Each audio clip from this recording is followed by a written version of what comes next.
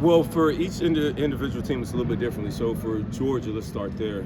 It's going to be about balance and really just running the football, being able to. We've seen in the games that LSU has lost this year, all their opponents have rushed for 200-plus yards. So if you can get the ground game going, that is going to be a formula that wins. Versus this team, understanding that LSU, what they like to do up front, they like to use their pass rushers as pass rushers. And when all of a sudden now they got to defend against the run, they're not as deadly, and it slows down the pass rush. So that's what you got to do, and understand Stetson Bennett must take care of the football. So many times this year, it seems like he's gotten bored, and I just want to just make a play so bad, I'm going to throw one, I'm going to floor sit. He needs to stay away from that. If they do that, they should be fine, understanding that what they got to do on the other side of the football, stopping Jaden Daniels offensively, he is the catalyst that makes it all go. And I want to see, I'm a little concerned with the injury to his lower body, see where he's at fully. I know it's a championship game. He's going to be ready to play. Shoot him up, play him. We're going to do whatever we're going to do. That's what athletes do. But right now, this Georgia team just looks so much more deadly, and I'm just really worried about LSU coming off of that big loss versus Texas A&M. So disappointing. You really lost a lot of your steam going into it. So, you know, it's almost like you're going to war. I got these two big armies, and then one of them just faces a really big fight right before they go into the next one. I'm a little concerned with that, but we'll see how LSU bounces back. They have shown a lot of resolve all year long, and maybe this will be another opportunity for them. So I'm with NBC 33 in Baton Rouge. What up, dog? So we've been trying to. Who that? There you go. Well, we cover the Saints as well. We got a Saints show. So, how do we've been trying to formulate, I guess, the process in which LSU somehow comes out with the upset. Right. What is that?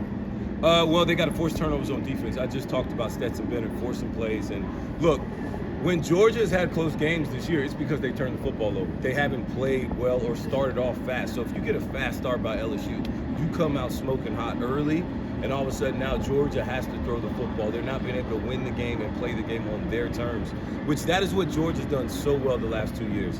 They have just won games on their terms. They come out, they punch teams early, and then they run the ball, and then they just choke you out. So if LSU is able to get the momentum early, start out with a good lead, and then play from there, that is how LSU wins this game, because now you can unleash that pass rush in Ojulari and Ali Gay and Hell Perkins Jr. Like, that is what is a formula that wins for LSU long term. The smart that they play with in the secondary, which I'm a little concerned with too. I want to see the injury. I saw Jay Ward had to play corner last week, and then you put Sage Ryan at the nickel, and then Texas A&M was able to take advantage of those matchups. So I love Jay Ward versus Brock Bowers and the tight ends of Georgia. But if he's having to play corner, I don't love the matchup as much. How big do you think Georgia's offensive line play will be in Stetson Bennett's ability to be evasive and use his legs, considering that was a pass rush? Well, yeah, it's going to be huge, but if you're Georgia, you don't even want to make that a game. You don't want to get into those situations. You want to continue to use Darnell Washington as another lead blocker and puller, because that's what they do. They pull guards, they pull Washington, and he's the same size as a tackle. Who we kidding? So, you know, these things work. So you just overload the run game, and now you have to get the fit right. And we got these big running backs by Georgia who are downhill guys. They're not like home run hitters as much as they are just going to get 8 yards, 12 yards, 7 yards. And that methodically over time, it really wears you out physically and then emotionally as well. Like, man, we just can't match up with these guys physically. And that is how Georgia tends to win games in the third and fourth quarter. I anticipate them trying to do a lot of those same things and really trying to recreate that thing, those same type of matchups. And Kirby has overall shown that he's willing to just win a game by 7 points. Like, I'm cool with that. And as long as we continue to win, we're going to be in the right position. We're going to be in a championship, because all we're going to do is just win. From a percentage standpoint, how healthy does Jaden Daniels have to be to give LSU a chance to keep this close? You know, everybody has their own things. You know, Kawhi Leonard seems like a guy he's got to be 100% to play. You know, like, I'm not here to say, like, Roman Harper, I might maybe at 70. I don't know. But for Jaden Daniels, it's going to be, he has to be effective running the football, and not when like a run play is called, but it's a pass play called, and then he scrambles for 30. That's when LSU really gets it going, and that's when they're the most dangerous, because he gets 30 after that. The next you know, he throws the ball better. But if he's not running the football from the pocket or a pass play called, that's when he kind of struggles. And at the end of the day, I've said this all week, is that it doesn't matter how elite an athlete you are at quarterback. When you have to win games, big games have to be won as a quarterback from throwing and completing passes in the pocket. So if he's not doing that at a consistent level, they have no chance. So understanding that, and Georgia's strength of their defense is the back seven. So he's going to have to do it in tight windows, but he's got the receivers to do it. So he has to complete passes from the pocket, and when he doesn't see it, he needs to pick up chunk plays with his legs. That's an interesting thought because, the only loss for Georgia in the last 2 seasons was this game, and Alabama pretty much just abandoned the run. Didn't care. And so you just throw it all over the yard if you're LSU? So last year, that is exactly what I said. I said, look, Georgia, their pass rush is not elite. You got to understand that, and you're not going to be able to run the football inside. You just don't even worry about it. I don't even know why you're even attempting to do it. All you're doing is just wasting it down. Your advantage is the quarterback. Use it. And when you don't think you don't have an advantage, use it some more.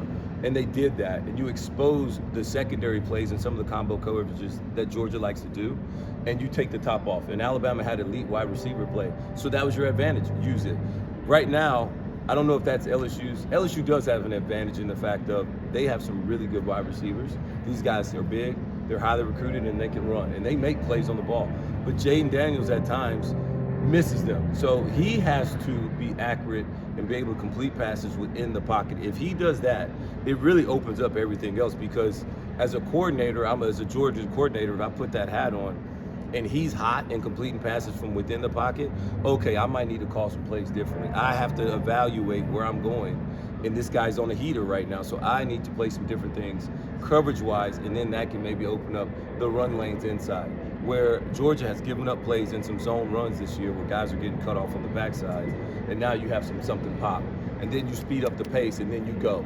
And so that is what you have to try and do, and Brian Kelly and those guys have done a really good job of figuring things out, but it all starts with Jaden Daniels being able to complete passes from within the pocket. He does that, it opens up everything else, and then he uses his legs and the tempo after that to make up big plays, and then you put Georgia on their heels. But it really starts if you got to have a fast start. If I'm LSU, Georgia is not started fast.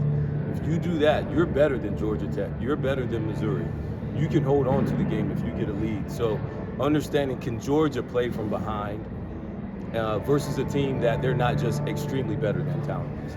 What impresses you the most with this Georgia defense, particularly given everything they lost from last year? So their secondary play, their two safeties are outstanding. The way they're playing, their eyes, and they're smart, they're physical, they make plays all over the place.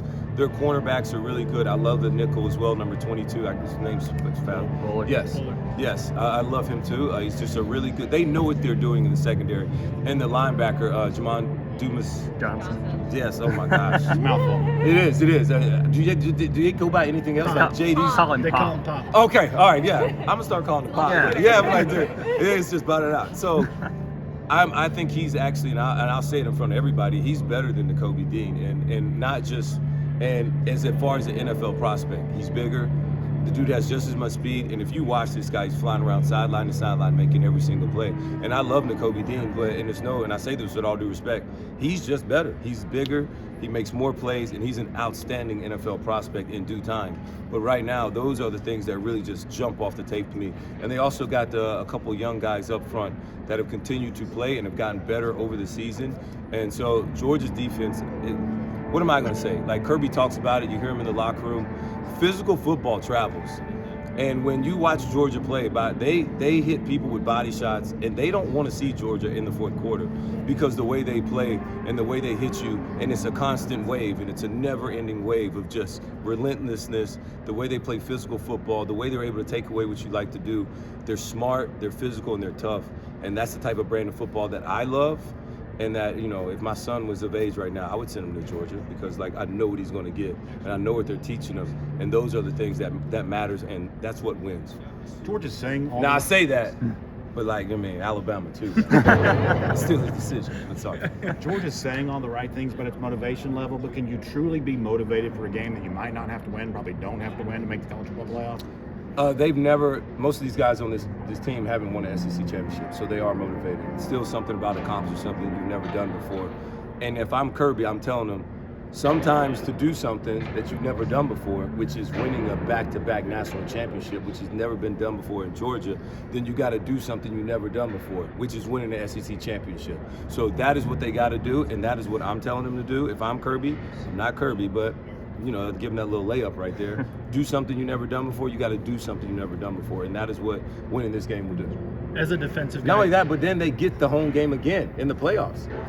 It's all the motivation in the world. Just the road to the championship comes through us in Georgia, and that has not been said before, so let's go out there and do it. As a defensive guy yourself, what impresses you the most from what you've seen from Jalen Carter? Well, that when he's healthy and he wants to play, he's the most dominating lineman in the country, and we knew that coming into it.